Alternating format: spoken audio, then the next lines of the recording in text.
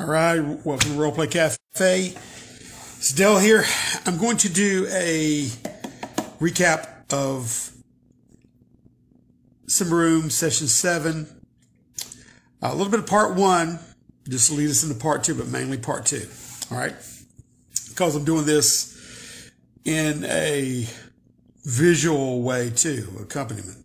I'll be doing little sketches to kind of orientate us to what actually is happening inside of here. I think that was some of the problem whenever, not necessarily a problem, but when I was doing descriptive, whenever you're going into a situation where it's almost like an MC Escher painting, where gravity and time distorts somewhat. It can be a little bit confusing. And descriptions, while we're describing mundane things, whenever you describe something this otherworldly or unusual, it can get somewhat confusing. But as a base of reference, I'll try to draw it out as we do. Okay. All right, to start here, it's Part 1 of the Eye of Apophis. The guys at the start entered a fog area of the forest deep in the Davakar. There was thickets and brambles obscuring their way. There was several cuts into it by other groups, supposedly, and whatnot, which they had confirmed that, at least Big Lug had. They entered that. There was several exits coming out, and I'm doing this from a side view, all right? Now, they go do a side exit right here that don't pan out. It comes to a fissure in the wall, or fissure, I should say, into that mountainside. It's a big black mass mountain. So they back up. They enter the main gate, or the main exit, rather. I said spill out into a little courtyard, as it was, with a little pool. They have their encounter with the willow. They get behind these ruined walls that is at the main entrance to this greenhouse-esque tabernacle temple. All right. They make their way through and come out on this other side. They see a huge statue of Prios holding out in his hand some kind of illumination that they can't even look at, right? It's right there. That's there. They make their way up this grade, this entering, slothing its way into this huge opening. So we're going to pull it down here. And this huge round opening in the... So that was what led them into a situation that gets a little bit peculiar. Okay, can everybody see that? Through the mist, into the thicket, bramble, pass here into the greenhouse-esque temple, pass there, the radiant light shining everywhere through this, opening up into the temple. They make their way over here, and here's where it gets weird. All right, get down here, start again. Up in here, they enter into, like I said, the opening. Now this opening, if we go inside here, has a pool of water. So they're standing here, they're facing this pool of water. When they jump in it, it switches to where they're facing this way. All right, just for a little orientation. So now they're floating into it, and they swim to the bottom to where their head's poking out this way. The orientation changes. Okay, this is the part where it gets weird as far as positionings and when I'm doing descriptive of how the gravity is changing on them and where they're standing, okay? But this tube-like cavern, it is, as I stated, a cylinder of sorts. It's huge. On one side, they can see little openings and little cracks in here. There's creatures crawling everywhere, like I said, little cracks. They decide to go this way and enter into the largest of those cracks, as they had Big Lug with them. All right. This is where we start Part 2. All right, Jason didn't show up for Part 1. He couldn't. Otherwise indisposed. So as he stated, I set up a deal for him. He got knocked out. That other path that they had taken was a goblin path, and it entered into the mountain as well. So it was actually over here, and then they backtracked. All right, this mountain. But let's get back to where we were. We entered here and then started part 2. All right. Now, as a backup statement, I'll say that deeper into this cylinder cavern, on a lip, there were creatures down here. On both sides, on the ring. And then out past this, what appeared to be some kind of a starlit void is all they could see when they were looking down. So they enter it. And if you remember, if you recall in the first thing, Big Lug had thrown up his spear right here. It looked like he was about to fall, and then it changed directions and then went straight out, flew straight out into the void. So once past a certain gravitational pull, when they got on here, they were walking this way before they entered.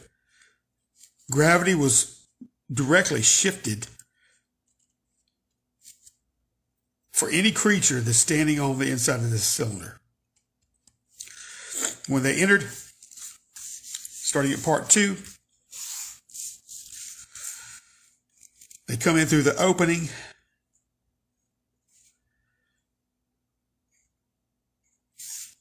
Of that, and when they stand there, the opening itself on the floor that they're standing shifts. So, and they find themselves into a little cavern area. All right. There's a creature in the middle that's sitting on a pile of something. This gargantuan creature with this one eye, one main eye, and then a bandage over his 2 eyes where, you know, the eye in the center of his forehead is predominant when the other 2 eyes have been removed. There was pods over on the corner here. Taro happened to be encased in one, at least up to his waist. The creature himself was, in fact, encasing him whenever our heroes entered into the opening of this cavern. It's a little cave-like dugout dwelling. That the fighting occurs.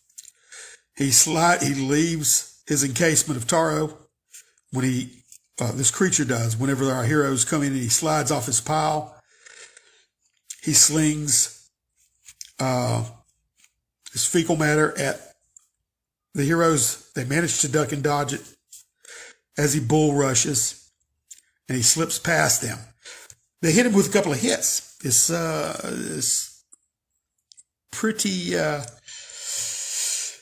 creature's pretty hardy, as these hits are kind of glance off of him. They don't do much damage. Now, I know when it goes past, Malleus sinks one of his swords in and gets a good hit on the creature. Pulls out.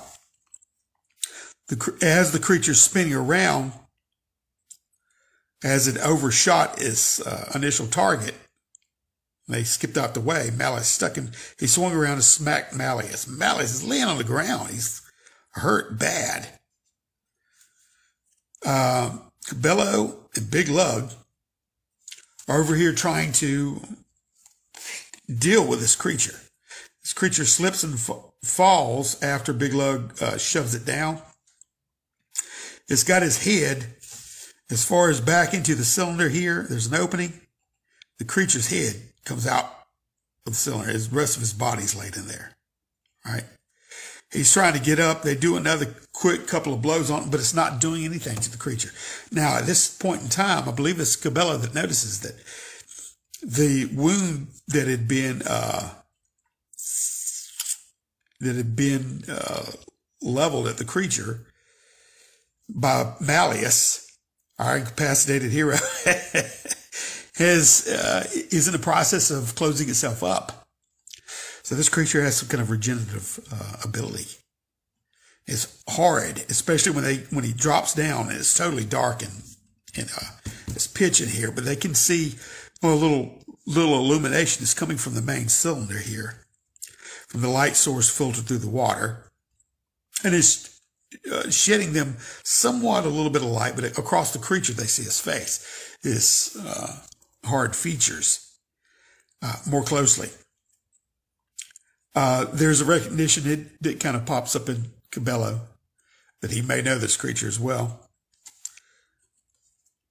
It's big, it's huge. This creature is a head taller than our ogre friend, Big Lug, who's one of the companions. But after a time, the creature gets back up on his feet. And as he does, Big Lug rushes him, body checks him, and he does get a blow on him to where the creature slips out back into this opening, this vortex. If you recall, the spear got further out than the walls of the cylinder-like cavern, and it shot that way. Well, Big Lug body checked this creature, and it flew out somewhat and was coming back down and grabbed its arms on the outside of this cave. So we got the creature here hanging out, trying to clamber its way back in. And it's trying to fall back down to gain some gravity on the walls of the cylinder before going out. They're hacking and slashing at his hands. It isn't really doing much. They're not even hitting the thing. It's wildly thrashing about. It lands back here and is able to run and jump. It does a run, jump above this area to dive back into the hole. Gotta remember, gravity always points down. Doesn't jump too high, but it runs and then flies back into our cavern here. When it does, it falls in a heap as our heroes are hacking at it as it comes in. And it lays in a puddle as it finds itself pulled into the hole and falling into the center of the cave in a splash. And just then it looks up. Now, Big Lug had already tried to gouge at its eye when it's out here, but it missed it totally. But the second time, as the creature comes in and slams itself into the floor, Big Lug hits his mark right into the eye. And this time the creature grabs this instrument of blindness and it's rolling. It pulls itself out and tosses it. It's going mad. It's wailing, howling, and it ends up bursting several of these mud-like, at least it appears to be mud pods that are cocooned up against the walls. And these bodies come out and lay across of it. None of them seem to be moving, as Cabello took note and tried to ascertain that much. The creature's still wailing and grabbing at its eye and covering itself up. It begins this moaning and whimpering and crying and whatnot. As I described it before, it was gangly. One of his legs were turned and his arms too. It had a lot of scar tissue on it. It looked like it had been through quite a bit even before they got there. But nevertheless, at this point in time, Taro, who had tried to aid them in fighting the monster, when he was coming to, he saw the commotion of what was going on. He took a moment to ascertain who was involved and tried to attack the monster itself, but he couldn't find any purchase to do any damage as it was. But luckily, taking out the eye did successfully hurt this creature enough to where they could make in ways to get out of this cavern. Now, up at the top here, the top of the cave, say this is the opening. They're standing in here.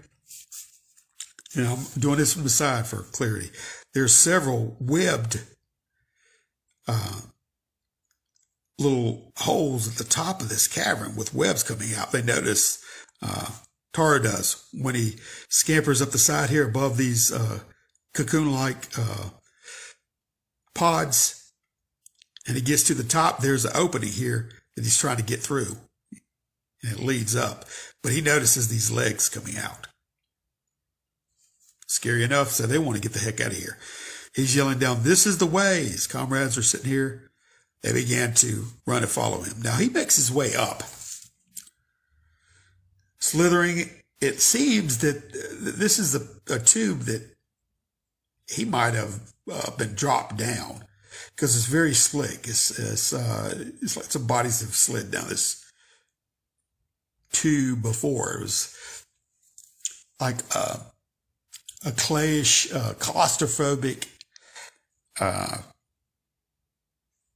situation crawling up this tube. It's wet and murky, muddy, slimy, all of the above.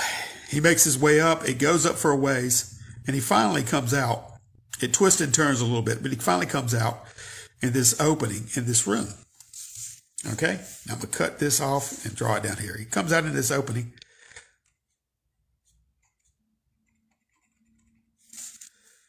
He pops his head up, and it's a room. Over here, there's some kind of a pool with water flowing into it, and a head and a body laying over here. There are giant mushrooms inside here. There are spores that are issuing forth out of these mushrooms. So this room's full of them. This is where our poor friend Malleus, who had been troll smacked, for lack of a better word, who's already hurt as it is, gets up, and everybody has a test for resolution because there's spores everywhere in this room. And he breathes some in. I think Taro does too. And they suffer some, 1 point of damage. In essence, they've contracted some sort of disease, it seems, or some affliction or sickness, as Malleus starts to cough up a little blood. Now, in this room here, there's another exit over here where the water kind of flows out of that exit too, to the side. All right.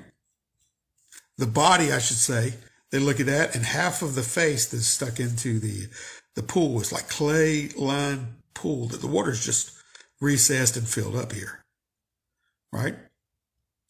Now this face in here of this person that they can't identify themselves, but is wearing a lower, the lower part of his body, and then there's a half-torn tunic on the upper torso.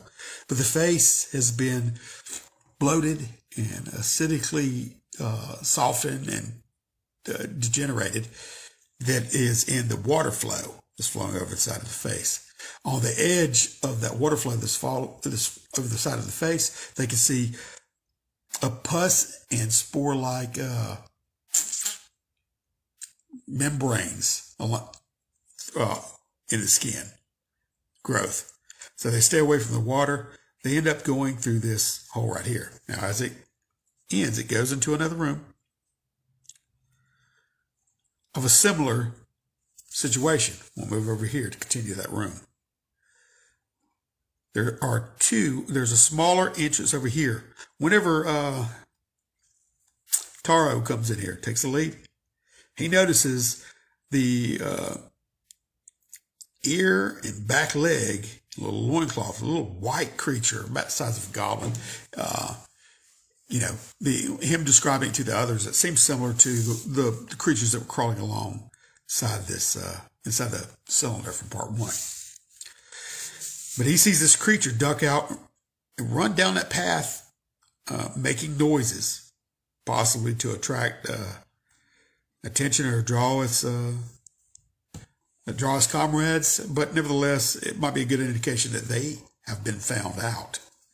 Well, there's another more open entrance over here, and it seems to be a little bit less goblin-esque size, more appropriate for our friend Big Lug here to travel through. So they end up going through that, and it looks less,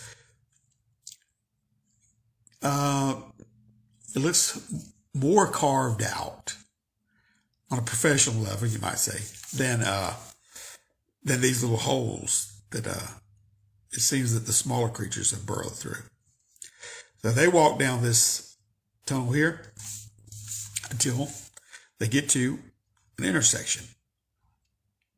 Intersections like that. They decide to go this way. It's a coin toss. They travel down. And when they get here, they get to an opening. And it's really dark. Nobody has any lighting. Where these spores in here afforded some light, that they were kind of green, and they could see the spores like dust motes floating in the atmosphere, right? And a green luminosity is coming off these mushrooms. Well, it's pitch black going along these tunnels, so they're having a 10-foot pole, if you know what I mean. This opens up a little bit. They can hear the echo of the water droplets, but it's totally dark. Off in the distance, they see a little bit of green. It's similar to what was here in these mushroomed lit areas. They get closer and closer, and there's an opening down here, and it's green coming out. Now, Big Lug's leading the way. He stops. He pulls up short. He happens to listen. The rest of the party, he tells them to halt, so they're all standing here.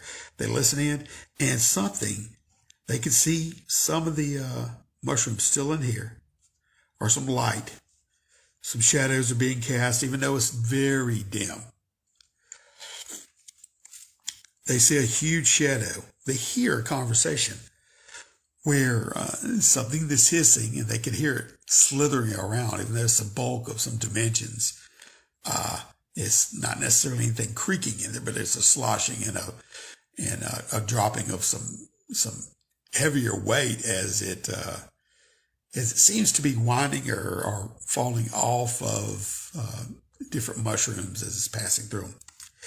It's talking to something. It's telling that someone that they did a good job, and their reward is to have that death that they so deservingly should receive. Nevertheless, the guys immediately stop, and they're like, "This does not sound good. We don't want any part of this." So they try to back up. All right. Now, none of the rest here. There was a response in tone that of "Yes, my lord," and then they hear a crunching. It sounded like a gurgling and some kind of intake of some object into a vacuum, and a gurgle, a sloshing, and a repeated gorging sound. All right, now they're backing up. They make a little bit of noise, which causes these sounds to stop echo. They decide to book it down this way as rapidly and as quietly or whatever. I said, you could feel this thing has its eyes on you, and the green that you have, any kind of little illumination, is shut down totally. So maybe it covered that light source. So maybe whatever it was looking at them blocked it out. And they run back down this corridor to get back here, and they decide to go the other direction. Would you? All right. Heroes go to the other direction, and it winds. It ends up slight incline, and it winds around.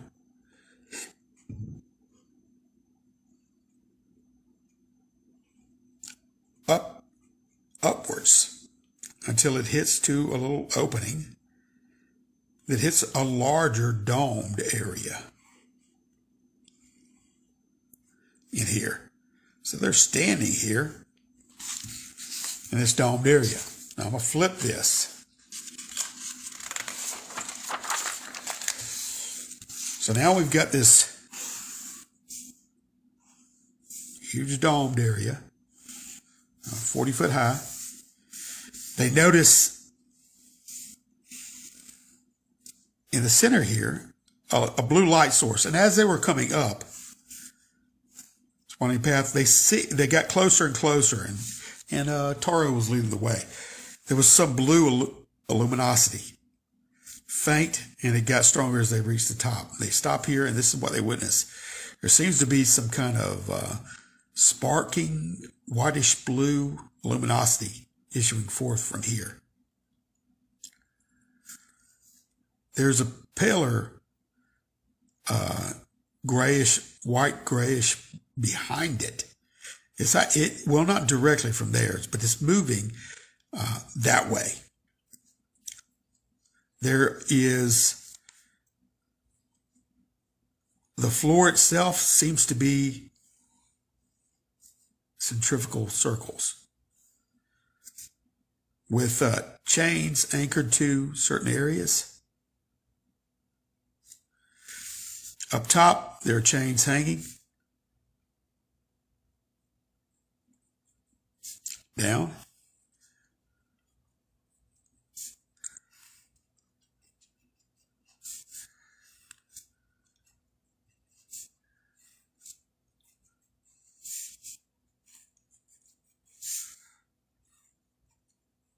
All right. I see some bodies that are slumped up against the corners here.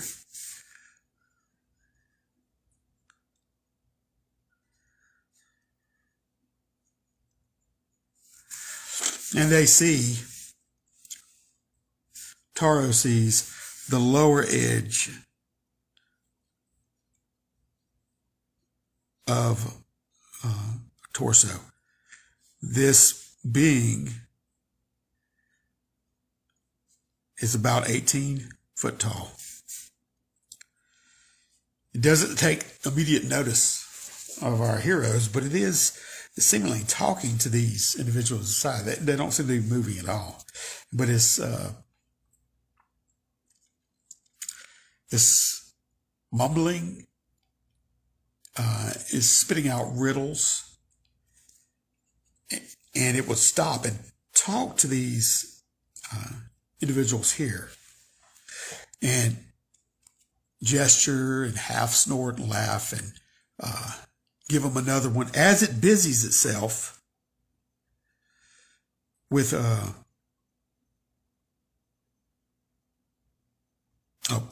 excuse me, this here was the blue light, and then there, the center actually of the room, there seems to be a black, so the circles were more like that.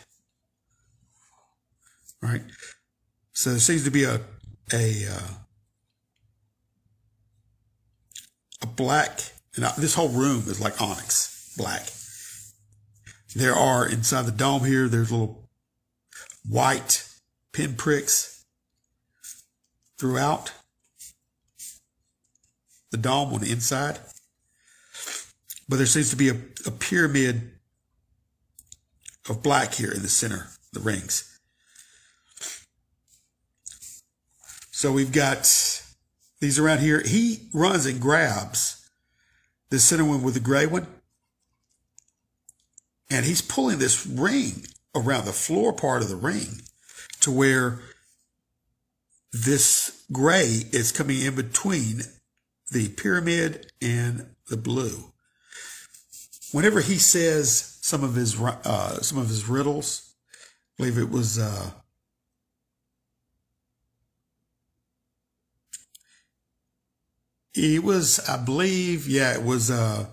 it was Big Lug that speaks out in the darkness, and he answers one of the riddles, well, partially. The answer was eyelids, but he said eyes. It makes the creature, he does not expect reaction, or at least not from them immediately. So it does get his attention. But he seems to be excitedly moving these things around. As he starts to he takes notice of Big Lug and asks him to come out into, where he can see more. Well, Big Lug does step out, and he mentions his comrades. Well, he gets some of his comrades to come out, and then the creature's like, what morsels? But the creature somewhat respects Big Lug's stature. He gives him a little bit more. He stands a little taller in this creature's eyes. This creature is pale white, long-haired, gangly. One arm is humongous as compared to the other. He's a little bit deformed in his aspects.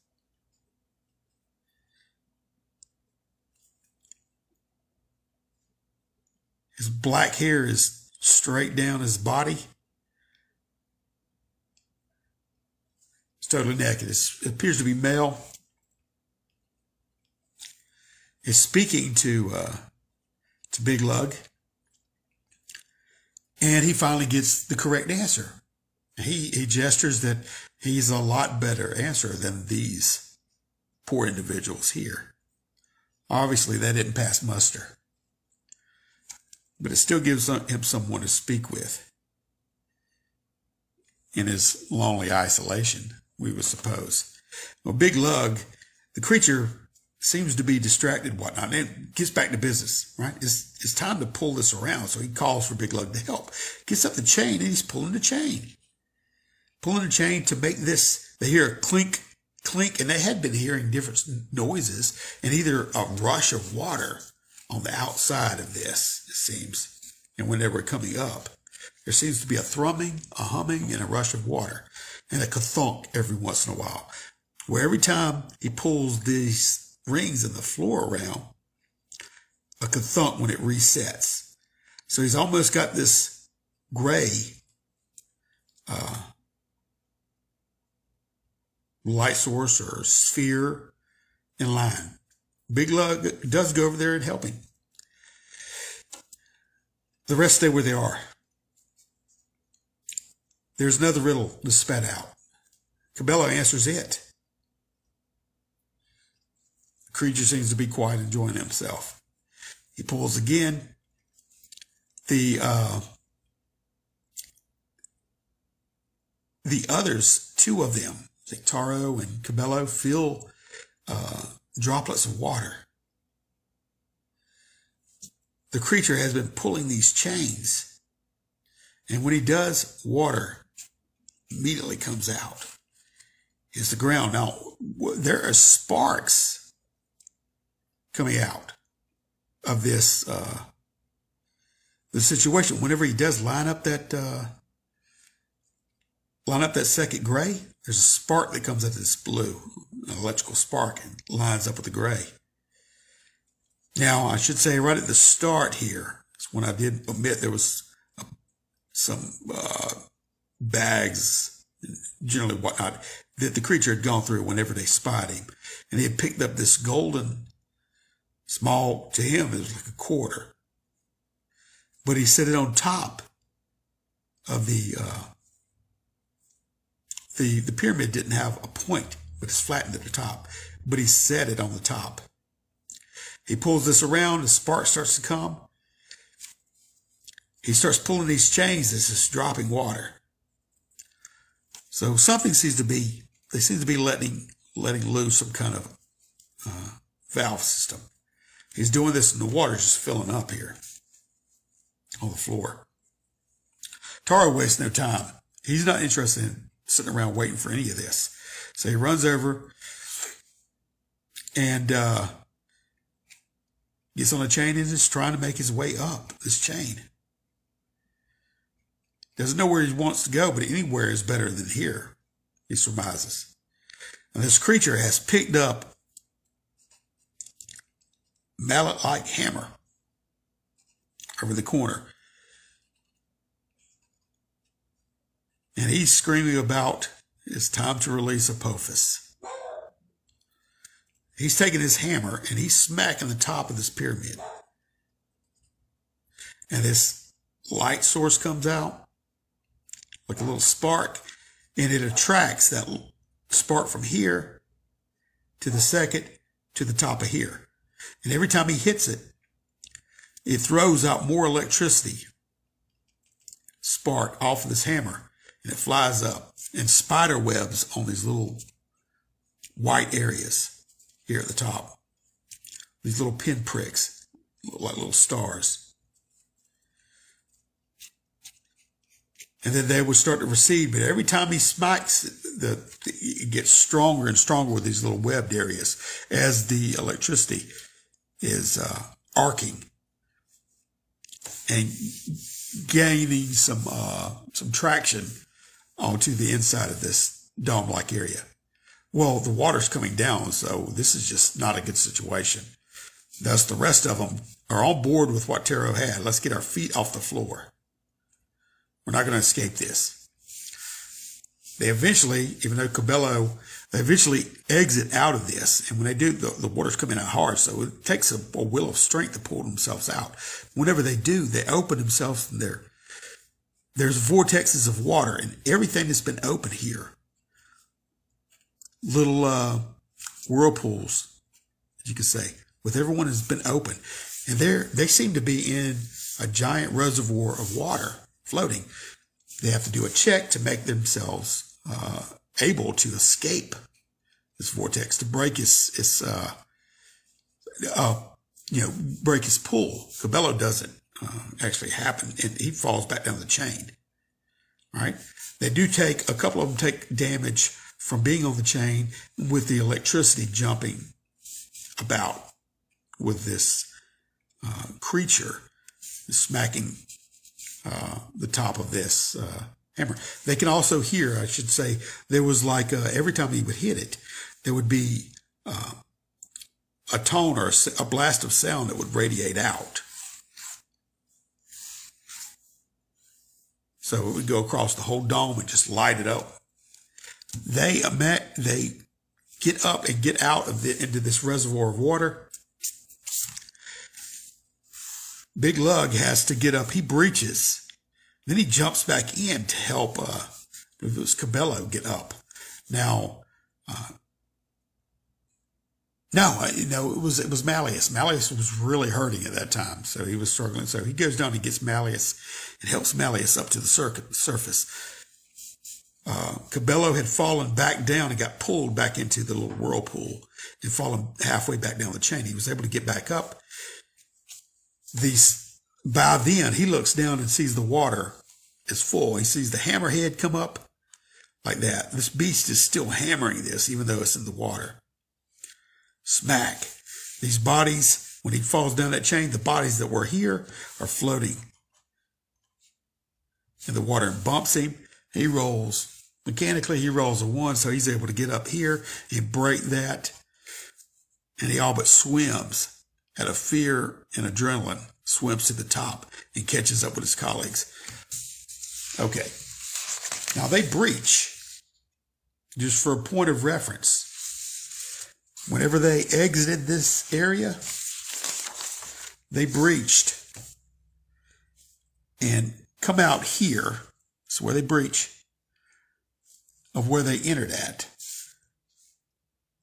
See? So this room was below here. So whenever they let out, they had to leave out this way, and then they breached on that little incline of earthwork that goes up into this opening. So they're standing here. All right. If you remember from here, the statue itself is holding that irradiated light source, statue of Prius right here behind them. They're looking down back into this, right? But they don't see a still pool of water anymore. In fact, they've just fought their way through it to get out of it. What they see while they're looking down it, this is them standing there.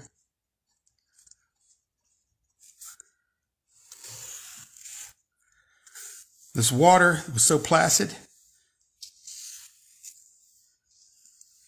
it starts to, well, they're watching in the process of turning into a whirlpool itself. It cones inwardly.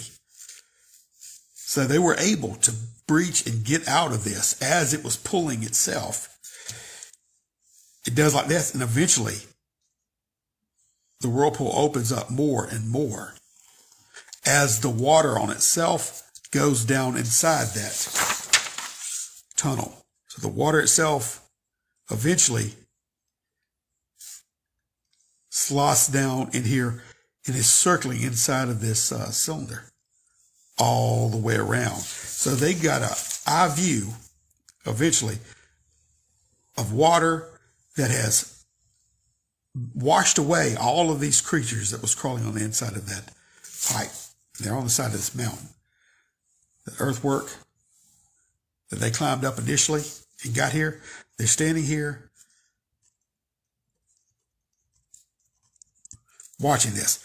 Pretty soon it's just right here, and they look down and they see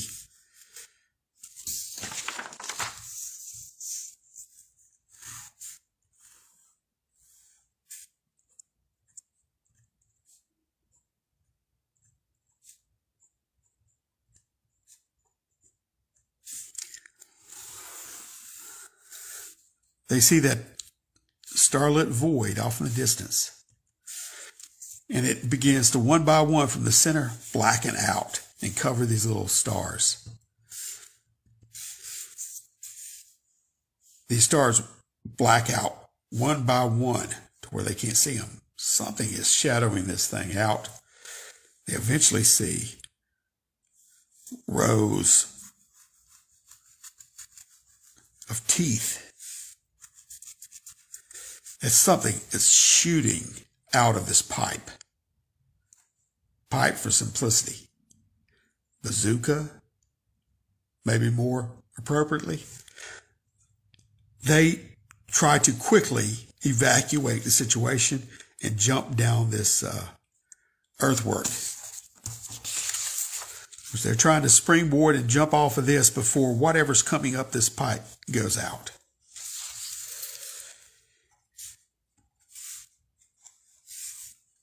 All of them manage, except Taro, who gets caught up in the swell of this exiting beast. It exits out of here. It completely decimates and swallows this light source as well as half that statue.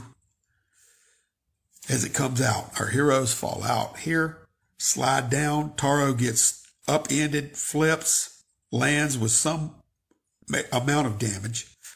Not too much. They're all surviving as they watch this, like a train come out of this pipe. It looks like a huge snake or worm amalgamation. They watch it go off into the distance. The Davakar, all the forested trees, and it leaves a horrific wake of decay, disruption behind it as they look off into Davakar. Right here. It arcs through the air and then hits and lands and burrows its way, and it goes down. Burrows its way down into the earth. And that's where we leave them. That, friends, is the end of Eye of Apophis. So, and that's the end of this video. Hope you enjoy. Take care.